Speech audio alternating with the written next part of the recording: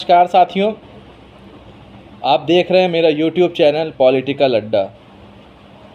साथियों, इस चैनल पे आप सभी को रोज़ रोज़ की होने वाली भारत की राजनीति से जुड़ी, भारत की समाज से जुड़ी और भारत की अन्य गतिविधियों, देश दुनिया की अन्य गतिविधियां, खेल मनोरंजन से जुड़े अन्य सभी जानकारियों की विस्तार से चर्चा हम लोग इस पॉलिटिकल अड्डा अपने YouTube चैनल से करेंगे। और अभी 2 दिन पहले इस चैनल का निर्माण किया गया है। इस चैनल का सिर्फ़ और सिर्फ उद्देश्य ये है कि भारत की राजनीति के जो परिप्रेक्ष्य हैं, भारत की राजनीति के जो इस समय मायने हैं, उनको बदलना, भारत की गतिविधियों के बारे में विस्तार से चर्चा करना, समाज में हो रही कुरीतियाँ, समाज में हो रहे भ्रष्टाचार पे प्रकाश डालना। आज हम बात करेंगे एक ऐसे ही समाज में एक ऐसी घटना जो बहुत ही विभत्स है। हम सब ने माँ दुर्गा की आरती में एक लाइन हमेशा पढ़ी है कि पूत कपूत सुने हैं पर माता सुनी कुमाता। आज तक कभी माता को कुमाता नहीं सुना गया, लेकिन ये माँ अम्बे जी की जो एक आरती में से एक ये लाइन है, ये मैं समझता हूँ कि आज कहीं ना कहीं झूठी साबित हो रही है। मुजफ्फरनगर के एक भोपा थाना क्षेत्र में एक गांव पड़ता है गढ़दौली तालीबली। वहां पर एक मुस्कान नाम की महिला, जिसका विवाह आज से 6 वर्ष पूर्व एक वसीम नाम के शख्स से हुआ। मुस्कान अपने बुआ के लड़के के साथ काफ़ी समय से प्रेम प्रसंग में थी, पर किसी भी कारणों से उनके घर परिवार वाले उनसे माने हो, सहमत हुए हो या ना सहमत हुए हो, उन दोनों का विवाह का बंधन नहीं बन पाया। प्रेम प्रसंग उनमें चालू रहा। 2018-19 में मुस्कान और वसीम की शादी हुई। शादी सही चल रही थी। एक बेटे का जन्म हुआ जिसका नाम अरहान रखा गया। एक बेटी का जन्म हुआ 3-4 साल के बाद जिसका नाम इनाया रखा गया। विगत 19 जून को जिस शख्स से उस महिला का प्रेम प्रसंग चलता था उसका नाम जुनैद बताया गया। पुलिस ने उसका नाम जुनैद बताया और ये कहानी ऐसे सामने आई कि जब मुस्कान के पति वसीम ने उसे फ़ोन किया, चंडीगढ़ में वो एक वेल्डिंग का काम करता था। 18 जून को ही वसीम मुजफ्फरनगर से चंडीगढ़ वेल्डिंग के काम से गया था। उसने दोपहर 2:30 बजे अपनी पत्नी मुस्कान को कॉल किया और कॉल में कहा कि मुझे बच्चों से बात करनी है, मुझे बच्चों से बात कराइए, मुझे बच्चों को देखना है, वीडियो कॉल कराई। इस पे मुस्कान ने बच्चों को उठाया तो कहा कि बच्चे उठ नहीं रहे हैं, जिसके बाद वसीम भी डर गया और उसने अपने एक चचेरे भाई जिनका नाम अकरम है, जो एक डॉक्टर हैं पेशे से, जो प्रैक्टिस करते हैं, उनको फ़ोन किया कि कहा देखो बच्चे उठ नहीं रहे हैं, बच्चों को कुछ दिक्कत है, क्योंकि वो एक गांव क्षेत्र की बात है, भोपा थाना क्षेत्र मुजफ्फरनगर के एक गांव का एक मामला है। तो आनन फानन में जब उनके भाई वहां पे पहुंचे तो देखा कि मृत पाया गया उन बच्चों का शरीर। जब पुलिस मौके पे आई तो घर वालों ने पहले तो पोस्टमार्टम करने से मना कर दिया, लेकिन पुलिस को शक गहराया।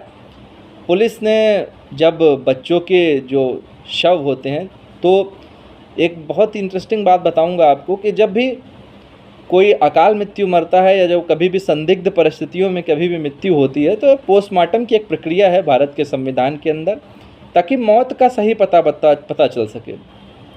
तो पोस्टमार्टम से पहले की एक प्रक्रिया है पंचनामा।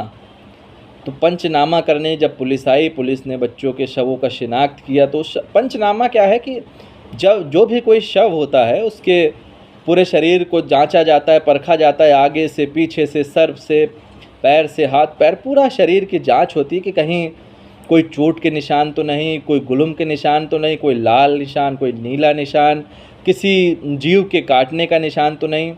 तो जब पुलिस ने पंचनामा किया तो उन्होंने पाया कि बच्चों के शरीर में कोई किसी भी तरह का कोई निशान नहीं है, कोई कट का निशान नहीं है, कोई चोट का निशान नहीं है। पुलिस ने जब पूछताछ की मुस्कान से तो मुस्कान ने बताया कि नहीं, कोई घर पे भी नहीं आया था, बाहर के भी नहीं आए थे, मैं थी बच्चों के साथ दोपहर में सो रही थी। जब मेरे पति का कॉल आया, जब मैं उठी, जब मैं बच्चों को उठाने लगी तो बच्चे नहीं उठे। पुलिस को शक हो गया था, लेकिन चूँकि छोटे बच्चों का मामला था और साथ में माँ थी, तो पुलिस वहाँ तक पहुँच नहीं पा रही थी। पुलिस ने जब मुस्कान से उसका मोबाइल मांगा तो उसने बताया कि खो गया।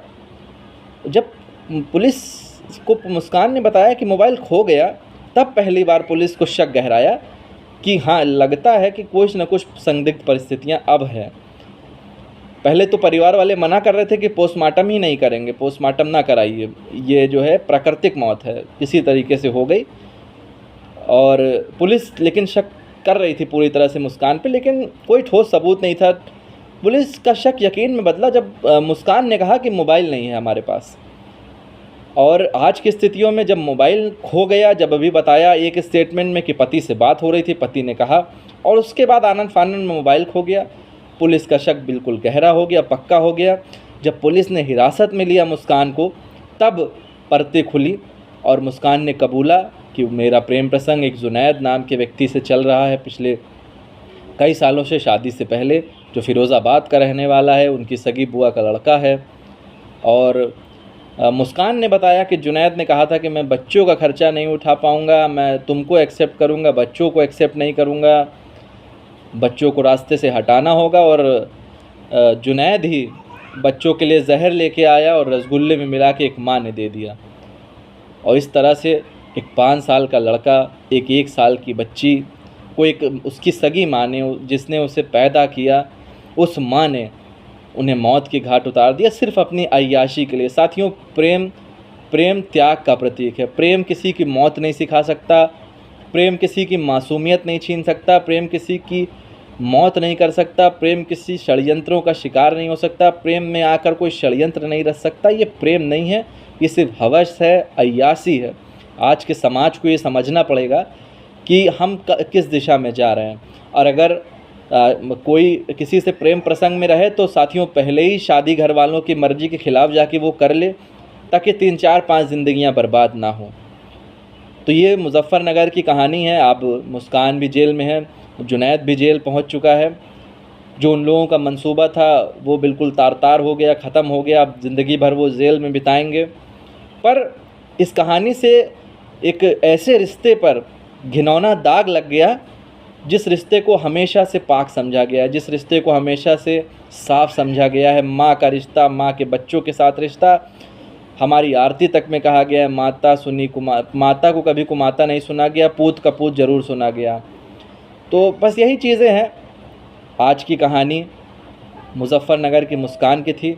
जल्द ही नई कहानी पे आप सबके साथ इस YouTube चैनल पे आकर आप सबसे रूबरू होंगे।